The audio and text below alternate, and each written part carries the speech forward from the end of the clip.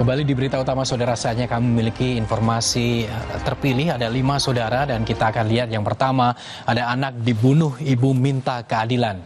Saudara, seorang ibu menangis histeris saat mendatangi Mapolda Lampung. Ia meminta keadilan atas perkara pembunuhan terhadap anaknya dan meminta semua pelaku yang terlibat segera ditangkap.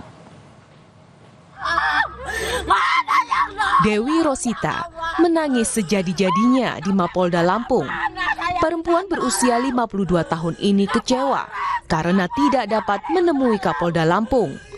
Datang bersama keluarga, ia berjuang meminta agar kasus dugaan pembunuhan atas putra sulungnya, Imam Ardiansyah, diusut tuntas dan para pelaku yang terlibat segera ditangkap. Pencarian itu masih berjalan lama, belum ditangkap. Saya mohon Bapak Kapolda, saya ibunya, jangan ada lagi orang ada hilang Bapak. Saya kehilangan anak, saya mohon. Polisi menjelaskan, 3 orang telah ditangkap sebagai tersangka. Perkara telah dilimpahkan ke Kejaksaan dan memasuki proses persidangan di Pengadilan Negeri Kota Metro. Polda Lampung menegaskan akan mengusut tuntas kasus ini.